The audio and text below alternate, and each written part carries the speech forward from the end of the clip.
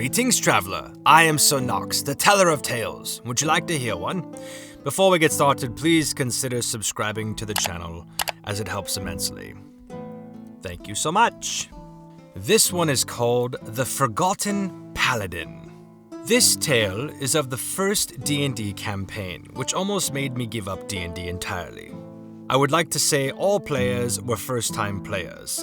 As I had known about D&D for a couple of years but had yet to play or delve into the rules, I saw this as a golden opportunity to learn the hobby. Party makeup.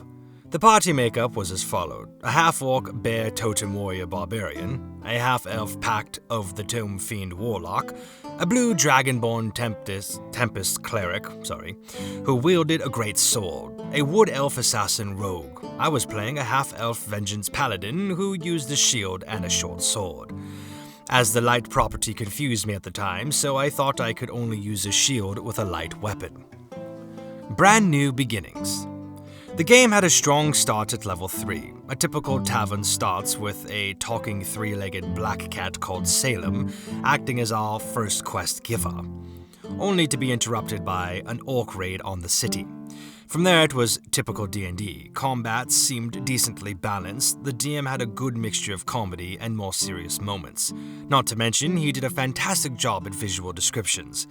What I am trying to highlight is, by all accounts, the DM put the effort into his sessions, and he had some aspects which made him a great DM. It's just what happened at level 5 where the game took a turning point for the worst. A turn for the worst. At level 5, we ended up facing an incredibly difficult fight against a high-level sword bard, who at one point cast a strange spell which created a tiny, glistening, floating bead that hovered in the air. My paladin, unsure of what it was, declared, "Everyone move away, I will protect you." As my character disengaged and attempted to body block the bead with my shield, the rest of the party spent that turn repositioning to the other side of the room. The barbarian throwing javelins, the warlock casting firebolts, the rogue shooting arrows, and the cleric casting a guiding bolt. And as the other players unleashed a flurry of attacks, just before my turn started, my character and I learnt what a delayed blast fireball was. In an eruption of flames and a visible shockwave, my paladins spectacularly failed their saving throw. The barbarian, just scraping the edge of the AoE, passed due to their danger sense. Thanks to his resistance and success on the save, the barbarian was badly hurt but pulled through. I, on the other hand, fared significantly less well, taking 62 fire damage to the face, instantly knocking my paladin unconscious, that being 22 points short of instantly killing me. At the time, with how the DM described it, I thought it was fair only to be knocked unconscious considering I was at the epicenter of an explosion. The exact description has left my mind, but I remember he used most senses in its description, combined with mimicking various explosion sounds. It was truly a monolithic moment, the party now realizing the threat of the encounter, followed by the cleric complaining she had to heal the stupid paladin again, which the others and the DM seemed to laugh about. At which point the DM said, "Well, he's not dead yet, so you don't have to heal him immediately." The cleric opted to charge forward, swinging her greatsword forward in a thunderous fury. The fight ended up being a slog. I remember rolling 5 death saves, 3 successes and 2 failures, only able to watch on as the rest of the party fought the bard. The barbarian in single digits HP, with our vexing foe raising his longsword over my character's head. Only then did the cleric say, "Well, I guess I could heal the paladin now, so I will cast Healing Word on him," granting me 4 hit points back, which then immediately led to my turn. I decided to use 20 points of Lay on Hands to heal the barbarian, as I saw him benefiting the most due to him resisting all damage. The bard then landed a crit on me, knocking my character unconscious again, which I felt was fair considering I had just healed the barbarian. So the fight goes on for 3 more rounds, where after reducing the bard to 0 hit points, he seemed to enter a second phase, flames erupting from his swirling like a fiery robe, and our party's attacks didn't seem to hurt him, at which point, to his credit, the DM did something pretty cool. On my turn, as I was about to roll another death save, the DM said I regained consciousness, and the first thing I saw above me was the bard's undershirt, as he was standing on top of me. Being directly below him, I was the only one who could see under his shirt. Embedded in his belly was an amber gemstone that radiated power. The DM asked me what I wanted to do. I asked if I could attempt to rip it out. DM said sure, and went on to an epic description of how the seemingly dead paladin suddenly erupted, sending his metal gauntlet into Bard's abdomen and ripping out an amber gemstone. The Bard screamed in pain like a final dirge as he screamed, "No! It can't be now!" As all the flames halted from his corpse hitting the floor. At the same time, the DM described how my character fell back unconscious, only for the cleric to cast Spare the Dying on me. The start of the BS. After my character awoke, I was brought up to speed and the party completed a long rest, at which point the DM said, "Paladin, as you awake, you feel your warm comfort of faith diminished, and no longer feel the fresh comfort of divinity each morning brings. You do not recover any spell slots, uses of lay on hands, and uses of your channel divinity." Me? Okay. Do I know why? No. At the time, I thought it might be an effect of being knocked out back to back, as this was a rough encounter. Again, I was new and didn't fully understand the rules. The adverting day goes on, and it was alright for the rest of the party, but rough for me as I was conservative with my spell slots. As the day ends, we no longer rest. The DM tells me I feel no different. I still recover hit points and hit dice, but nothing related to my class. At this point, I'm a little concerned, as all I have is 2 first-level spell slots and 5 lay-on-hands points. So I talk to my party, and the cleric player suggests I go to church. Now, this was the first and only time the DM had messed with any of the players' characters by taking stuff away from them. I can say that for the rest of the time I played, I was the only one who had stuff taken away from them. After the session, I asked the DM the following. What's going on with my character? It feels a little bit targeted. Oh, a little bit. But trust me, it's for the story. It's for story reasons, yeah? I'm letting the others shine now, but you're gonna have a bigger part on the story later. Okay, well, what happens with my character now? Find out next session, yeah. There'll be a town with a church to your god. The nonsensical BS. Next session, we skip over some travel time and eventually arrive at a city where I let the party know my intention to seek a cleric of my faith. The blue dragonborn cleric says she will watch the paladin while the rest of the party explores the town. It was during this time those players got items from Salem, the 3-legged cat. The church was a grim place, a gothic atmosphere run by an elderly man with a gaunt face, aged by the tax of time. After explaining the situation to him, he offers to perform a ceremony to contact our shared god. The DM went all out for this description, from describing swirling smoke to rolling his eyes back in person as he acted it out. At the apex of the ritual, the priest said, "After you fell in battle, your god's name believed you to have died as you were so close to death. As such, he no longer is giving you divine power." So how can I get God's name to see me again? Can you contact him? "That is out of my power, child. Instead, you should bolster your faith and perform acts of heroism.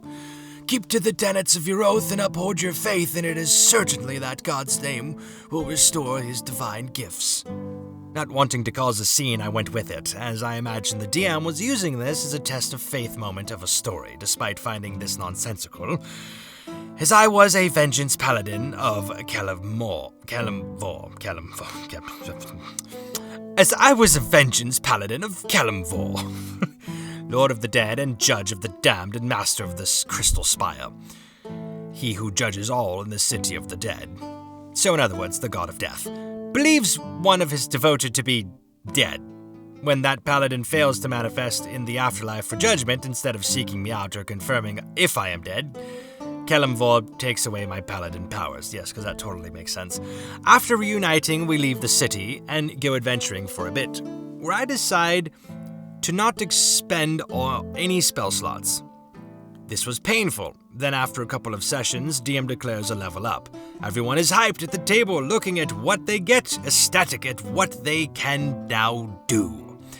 I then turn to the DM and ask, I normally would get Aura of Protection, which does, I describe it, what happens since I'm missing spell slots. Increase your hit point maximum, gain a hit dice, and increase your total spell slot limit if that increases. However, you won't recover any spell slots or gain these, and you don't get your Aura of Protection yet. What about laying on hands? It's 5 times level? That maximum increases, but you don't recover any. This left me in a foul mood, but I left it as that, as I didn't want to bring the rest of the players' mood down, since they were excited about their new class features, the Forgotten Paladin. So adventure goes on, sessions pass by, and we reach at a level up. At this point, I ask if I could multi-class into a cleric as a representation of my character trying to strengthen their faith in Kellam Vor. Plus, getting some spell slots back would be nice. The DM says that great, but once I chose to do so, I can't undo it. So I agreed. After I agreed to multi-class, it was at this point the DM was kind enough to inform me that I would not be gaining any recoverable resources from the cleric. That's kind of a wiener move, you know. It's how your character's operating. Plus, you have cantrips now. You wouldn't have gained anything from Paladin anyway. That's only because you took it away from my character. Stop being so ungrateful. I already told you I was doing it for story reasons. Stop complaining, Paladin. Your class has more features and hit points than me, and you have better armor. I can't wear armor either. Plus, you get a fighting style. I don't get that. Okay, sorry guys. Don't look so glum. You're basically a fighter now. The adventure continues, where we learn that Salem was a Rakshasa, and we learn of the BBG, who is an ancient vampire, attempting to gather 7 gems which seal his true power. One of them being the amber gemstone I ripped out of the bard. Salem gives us a shortcut through a layer of hell where we find ourselves on a giant glacier with no way down but to climb. The barbarian uses his athletics to climb down with ease. The rogue uses her acrobatics to vault and twist down, grabbing onto small parts with greater dexterity. The warlock polymorphs the cleric into a bird to fly down, then to herself and changes back once she is at the bottom. The DM then has an evil grin and says, Paladin, you're in heavy armor. This will be a much more difficult climb down, and you will have disadvantage. If you fall, I'll catch you. Could I stick my short sword in the ice and rappel down the ice like a pirate does on a ship sail, since my armor is so heavy? The ice is too solid for that. Okay, I cast Searing Smite with my short sword. You're not recovering spell slots right now. Yes, I had 2 first level slots since fighting the bard, which I never expended. Not falling to my death seems like a good use. How could a smite help you? Flames cover a weapon you can touch until you hit with an attack. Since I am not attacking the ice, my sword remains covered in the flames. Therefore, it should help melt the ice. DM now stunned. Huh? That's creative. Sure, I'll allow it. With the party safely down, we begin our march across a frozen lake. Midway through, the DM asks for everyone to make a saving throw, which the barbarian fails. He vanishes and we begin to hear a thudding below us. As we look down, we see him fully entrapped in ice. Barbarian is not strong enough to break free, while the rest of the party is failing to destroy the ice. Warlock is making the most progress with firebolt, but it is not enough as the barbarian is running out of time. With a heavy heart, I cast Searing Smite, brandishing my short sword in flames like a warm knife through butter. I cleave enough away to free the barbarian. With that, I am now out of spell slots. Well, that seemed a bit targeted, wasn't it? It's like the DM just picked on you for that. Oh my goodness, this sounds like a nightmare. Magical mishandouts. My suffering continues as we start to unravel more of the story. Fights are painful as DM starts throwing enemies that are resistant to non-magical damage. We begin a more rapid leveling. Once every 2 or 3 sessions. Around level 9, the DM starts throwing undead at us, which are immune to non-magical damage, where I start casting Toll the Dead, only to learn they are resistant to necrotic damage, and a few are immune. At least I now know how fun it is to spend entire fights only using the help action. We keep leveling and eventually reach level 12. Man, you've really put in the time into this and put up with a lot. Now, I've largely left it out, but every other session I tended to ask the DM if I'm still wanted in the campaign. Apparently, yes. Do you want me to change characters, as it really sucks right now? I feel like a pleb next to walking demigods. We will get into it soon. It will be so good for the story. I have so much planned, and you will ruin it if you leave. Just stop being so spoiled and bear with it. Spoiled? 12 levels? Seems a bit like that's a long time. Other players seem to be on the DM's side, and whenever I talked to them about leaving, would go on about how they wanted me to stay at the table. Boy, was I an idiot, who fell for it hook, line, and sinker. By this point, the other players had a whole host of magic items, which were as followed. Barbarian, plus 2 Great Axe, bracers of defense, a necklace which gave them an additional 3rd level totem pick, a javelin of lighting, giving to him personally by Salem, a ring of psychic resistance, and a bag of holding. Warlock, rod of the Pact Keeper, a pearl of power. A grimoire, which gave them 6 extra spells as well as additional spell slots. 2 first and 2 second.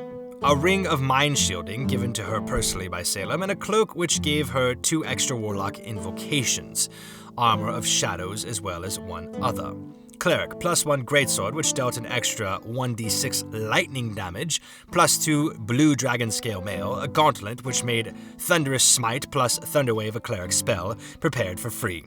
A necklace which gave her an extra use of her channel divinity, and a crown embedded with a blue dragon horn, which let her treat any roll of 1 as 2s for lightning damage.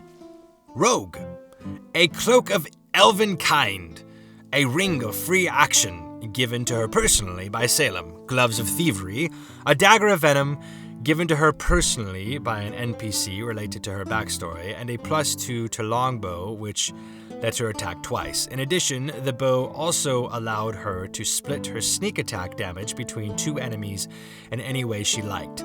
She had to declare she was doing so before making any attack rolls. Paladin, me, a set of plate armor, which allowed me to use my reaction to throw myself in front of an ally within 5 feet of me when they were attacked, providing I was wielding a shield. When doing so, I would use the target's AC instead of my own, as well as, nope, that was it. Oh my goodness, you were definitely being picked on.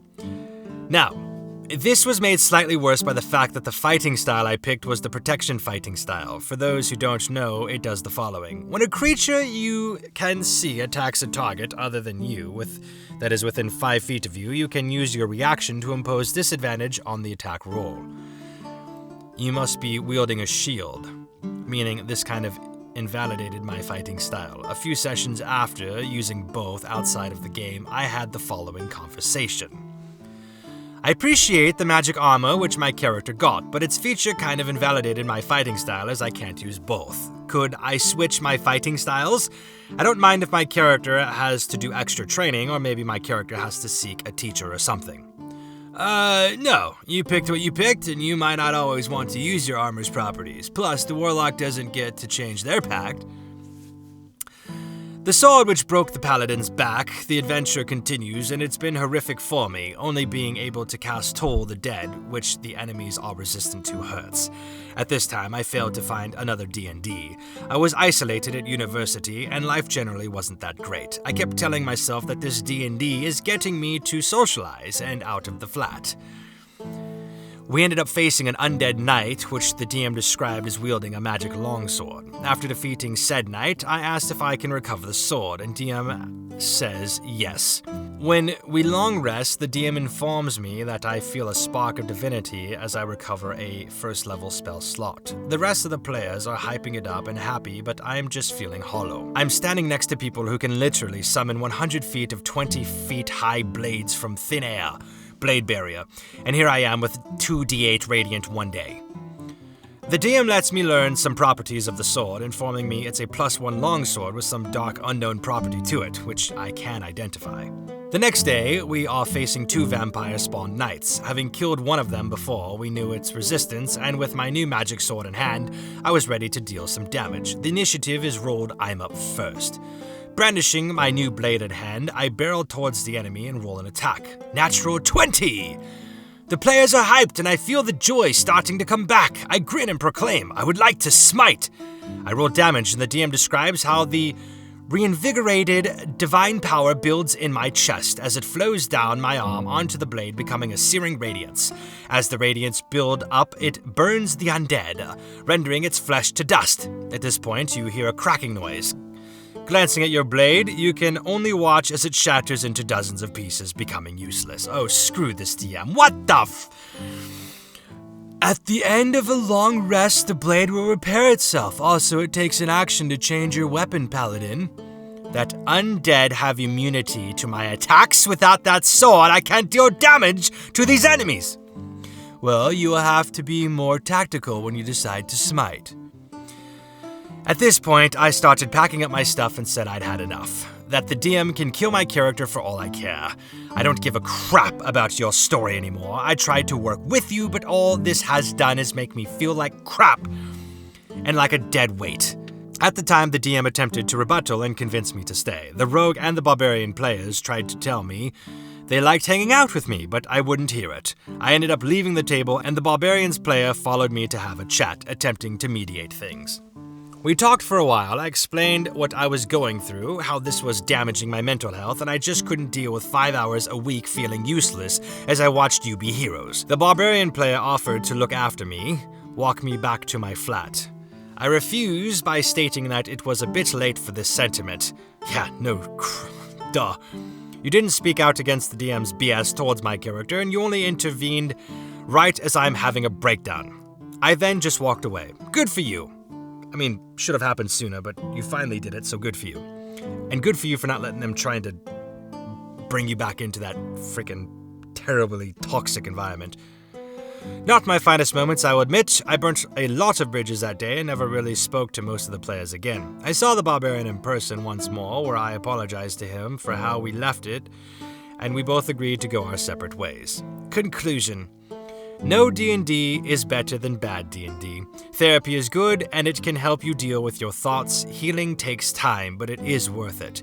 You have a right to be happy and have a good time with your friends. This experience almost made me quit D&D, but someone who would become my best friend offered to DM for me. To say I was hesitant was an understatement, but the DM helped me make a changeling warlock. Hell, he helped me min-max it as he wanted me to experience playing a powerful character. That character was a blast to play, but the campaign did die.